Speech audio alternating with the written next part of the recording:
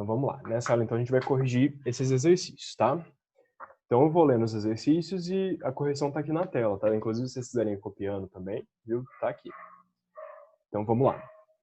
Primeira coisa, número 1, né? Associe corretamente as colunas A e B. Então na coluna A a gente tem vários hormônios e na coluna B quais são, o que esses hormônios fazem, né? Então a gente tem lá aldosterona, hormônio antidiurético, hormônio de crescimento, hormônio luteizante, ocitocina, prolactina, T3 e T4 e TSH.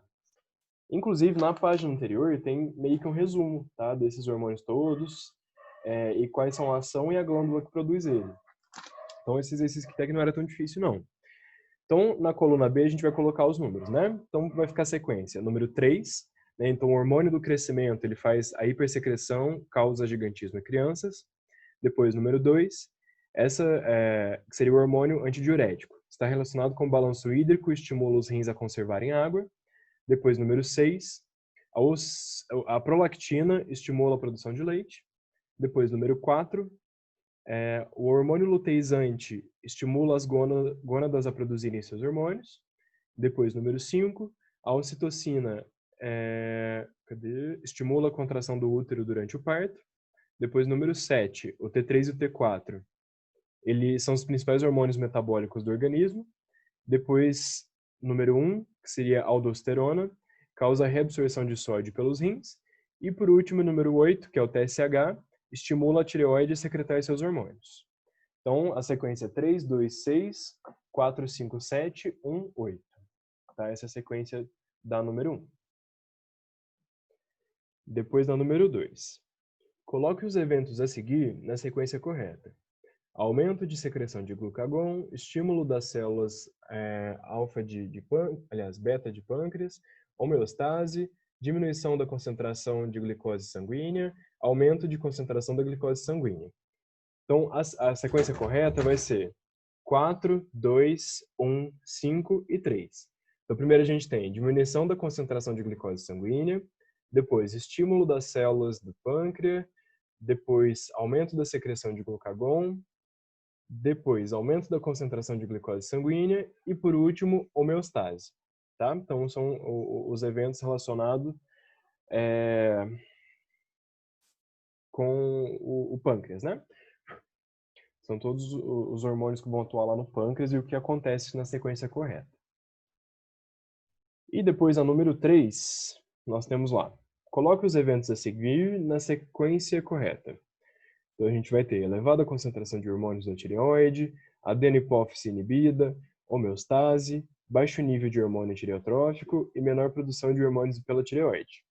A sequência correta vai ser número 1, elevada concentração de hormônios da tireoide, depois 2, adenopófise inibida, depois 4, baixo nível de hormônio tireotrófico, número 5, menor produção de hormônios pela tireoide, e número 3, homeostase. Então, no caso aqui, vocês podem perceber que a homeostase sempre é o último passo. A homeostase é quando esses hormônios eles se encontram em níveis controlados, né, em níveis basais.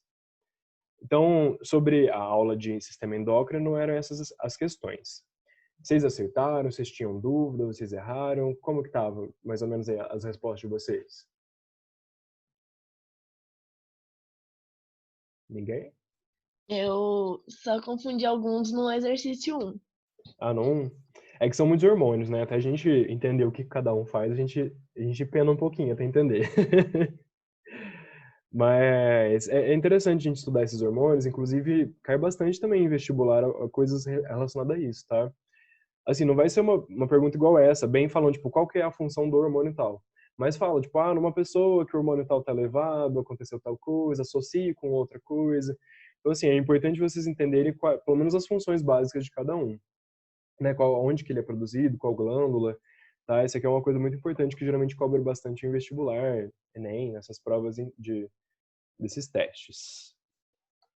Depois, agora vamos para a aula 40. Na aula 40, então, a gente falou sobre reprodução, a gente falou sobre o sistema reprodutor masculino e feminino e algumas funções.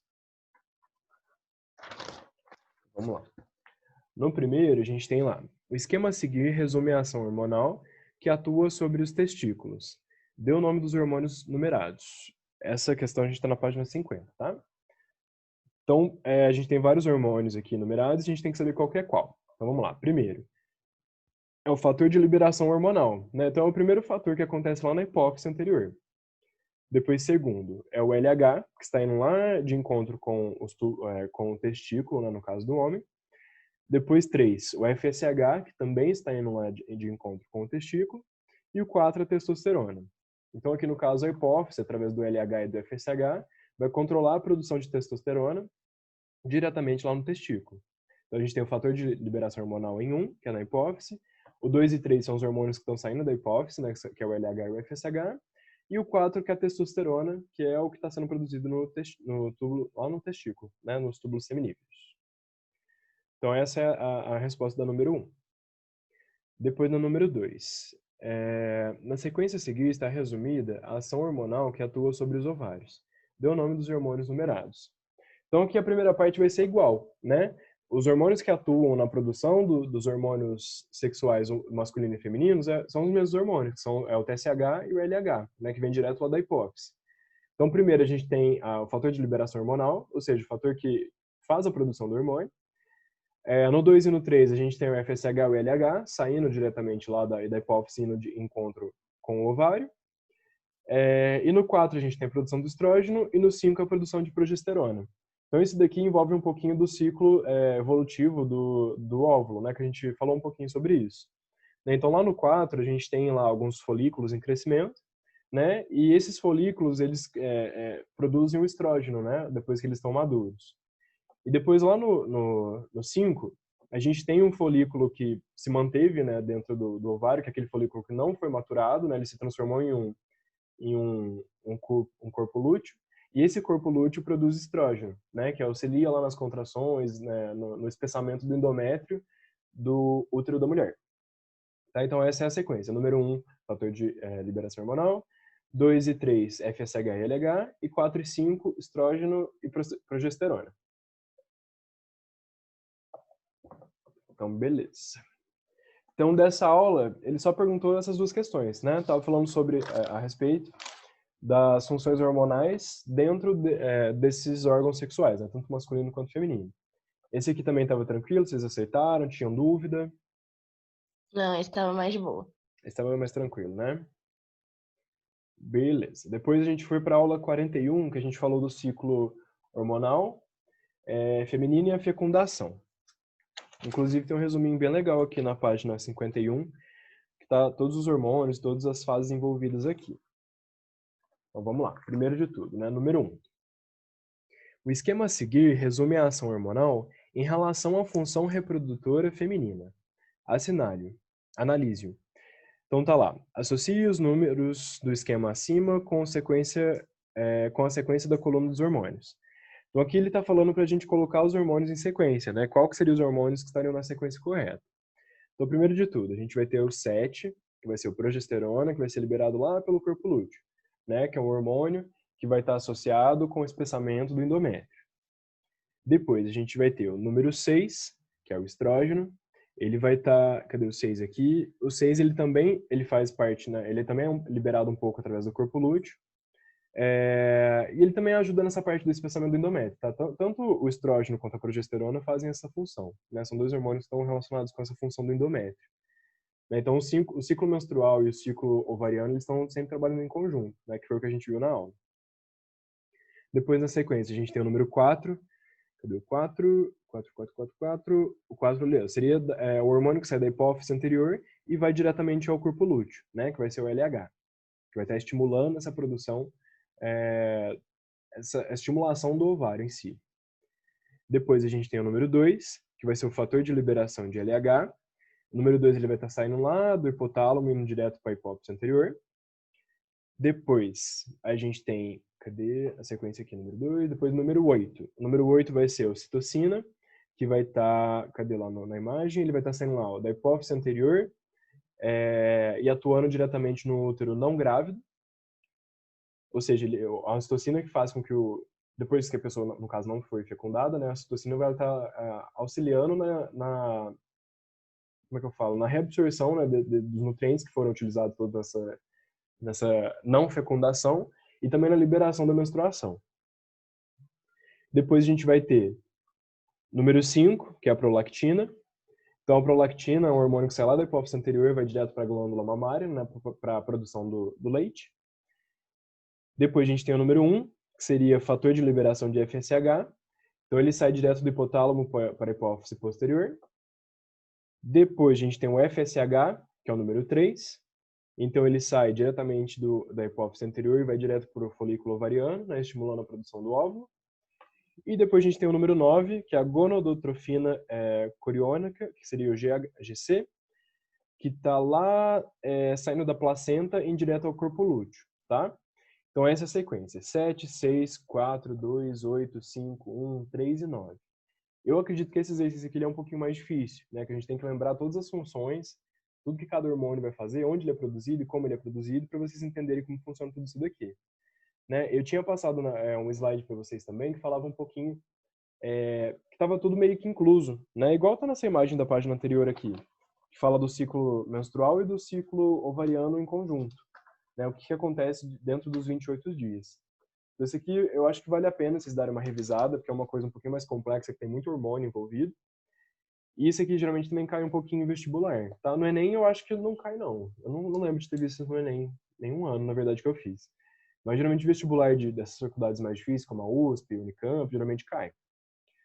Tá? Então seria essa sequência aqui da número 1. Depois número 2.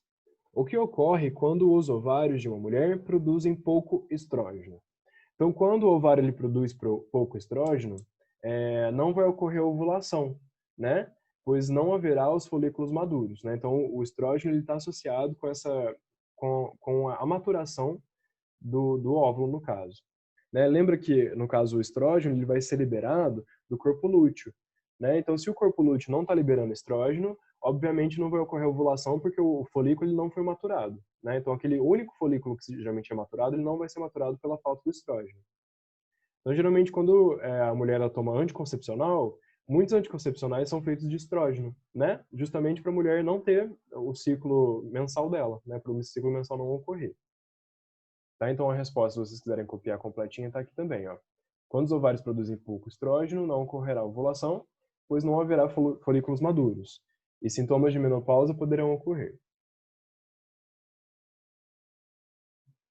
Depois, número 3. O que aconteceria se as concentrações de estrógeno e progesterona diminuíssem acentuadamente no início da gravidez? Então, vamos lá. Sem as quantidades suficientes de estrógeno e progesterona, o embrião seria espontaneamente abortado. Ambos os hormônios são responsáveis pelo espessamento e manutenção do endométrio, né, que seria dentro do útero. Além disso, a progesterona inibe as contrações do útero, o qual poderá expelir o embrião. Certo? Então, essa aqui é a resposta da número 3. Essa aqui eu vou dar um tempinho a mais para vocês copiarem, que a resposta é um pouquinho maior. Ou vocês acertarem, eu não preciso esperar. E aí? Calma aí, é porque essa daí ela tá mais completinha, né? Uhum. Então pode copiar, eu espero um pouquinho.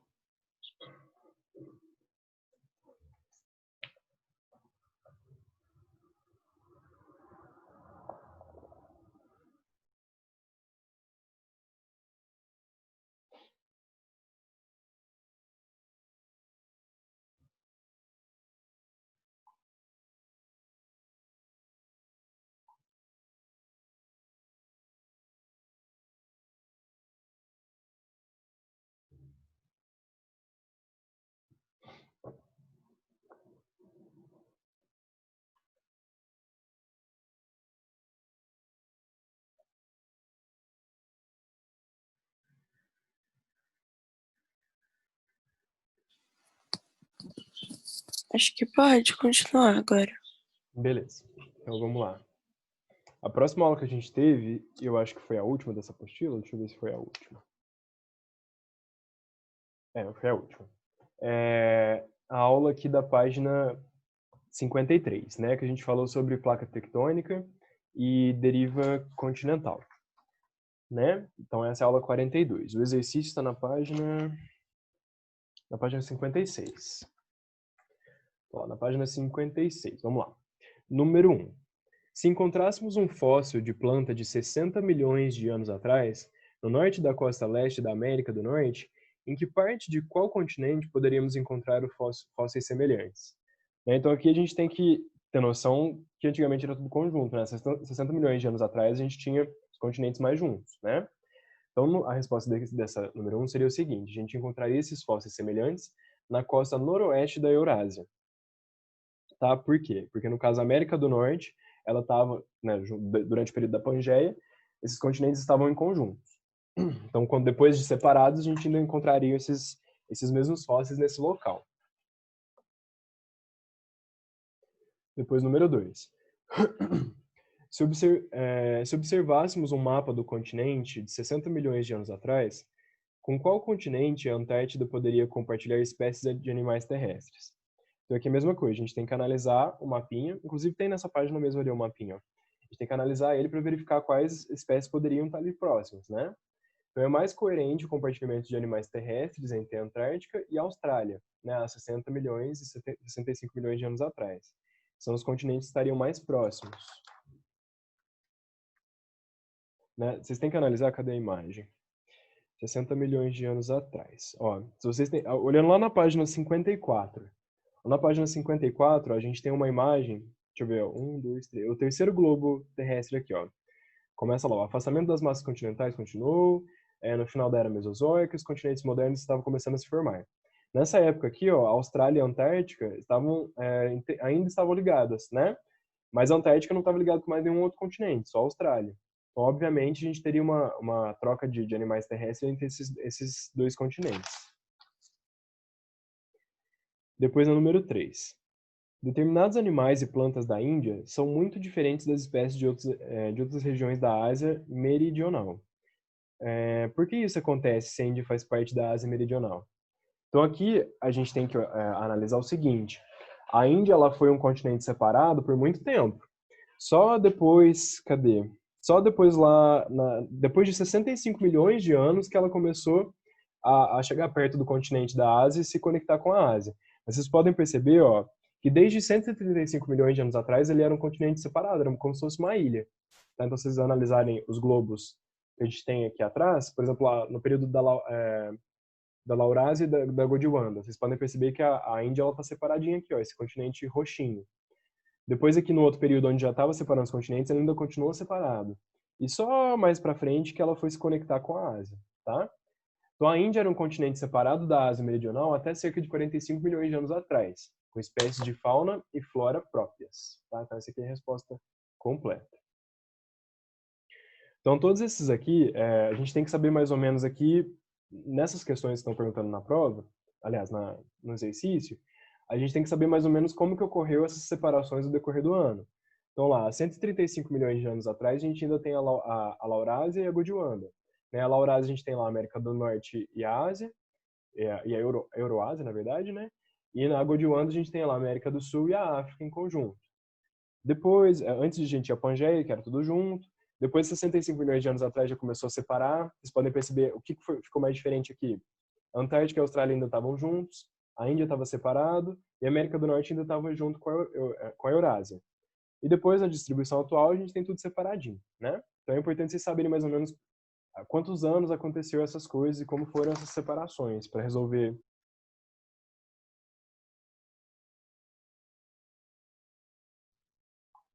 Pessoal, voltei. Vocês estão me ouvindo? A internet tinha caído. Agora sim. Sim. Vocês tinham me ouvido até onde? Até quando você estava falando da Pangeia. Ah, tá. Então, beleza. Então, a gente estava no número 3, né?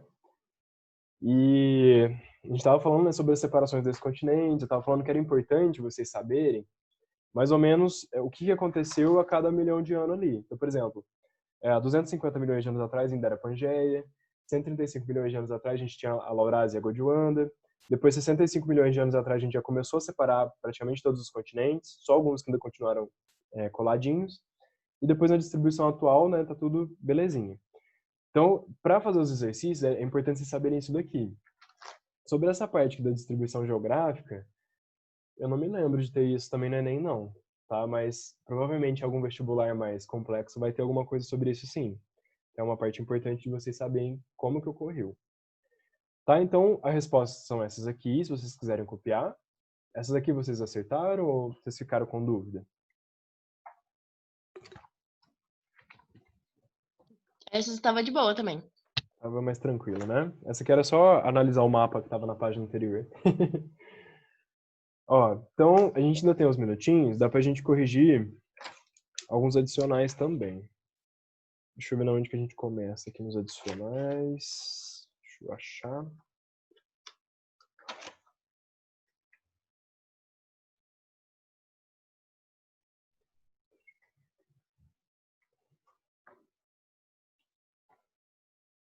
A gente começa aqui na questão 78 dos adicionais, na página 69. Deixa eu abrir aqui os adicionais, número 78.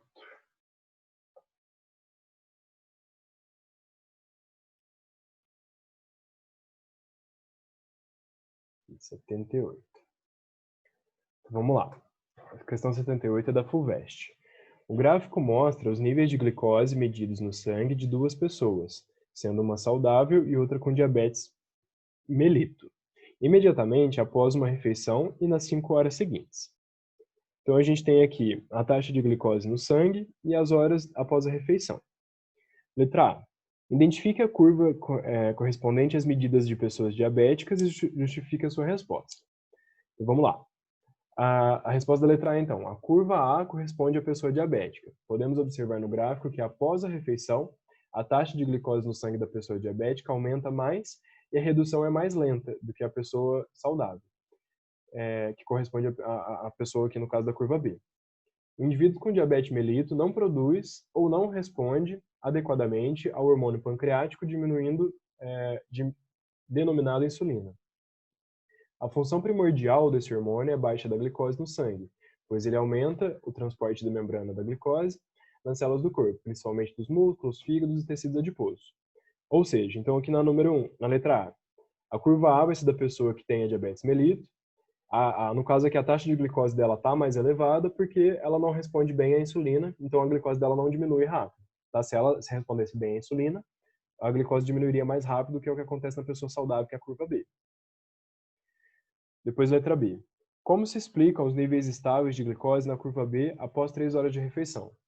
Então, após 3 horas de refeição, os níveis de glicose no sangue tornam-se estáveis graças a outro hormônio pancreático, denominado glucagon. Esse hormônio tem função antagônica à insulina e ele aumenta a taxa de glicose no sangue, promovendo a degradação de glicogênio hepático. Assim, o glucagon modula o efeito da insulina e ajuda a estabilizar o nível de glicose no sangue. Então, esse aqui a gente estudou na aula sobre os hormônios, né? Onde a gente falou sobre a insulina, glucagon, que um diminui, o outro aumenta a taxa de glicose. Né? Então, essa aqui é a resposta da 78. Vocês podem perceber que essa é uma questão bem mais complexa, uma questão da FUVEST, inclusive ela é uma questão dissertativa. O Enem é bem mais tranquilo, tá? Assim, vocês já fizeram algum Enem, alguma coisa assim ou não? Vocês fizeram só o simulado, né? Foi isso ou não? Como assim? Vocês já Você perguntou se a gente já fez Enem? É isso. Vocês já fizeram alguma prova de Enem para fazer o Aham. teste? Já? Então, vocês podem perceber que as questões do Enem são um pouco mais fáceis do que dessas outras provas. Por exemplo, FUVEST, Unicamp, existem questões muito mais complexas. Tá? Então, por exemplo, assim, com o Enem, vocês podem ter certeza que não vai cair uma pergunta igual essa daqui, não. Tá? Falando sobre, tão complexa assim, falando sobre diabetes e os hormônios envolvidos. Depois, continuando aqui, vamos fazer só mais essa daqui que a gente está acabando nossa aula já. 79. O hormônio ADH, que seria o hormônio antidiurético, produzido no hipotálamo e armazenado na hipófise, é o principal regulador fisiológico do equilíbrio hídrico do corpo humano. Assinale a alternativa correta. Então, a alternativa correta aqui vai ser a alternativa A. A redução na ingestão de água aumenta a pressão osmótica no sangue. O ADH atua nos rins, aumentando a reabsorção da água e diminuindo a pressão osmótica do sangue. As próximas aqui não vai dar tempo da gente corrigir, mas eu vou colocar esse arquivo aqui com as respostas para vocês lá no eDrive, para vocês continuarem corrigindo. E aí, se vocês tiverem alguma dúvida em alguma, vocês podem me perguntar. Aí eu vou explicando para vocês. Pode ser?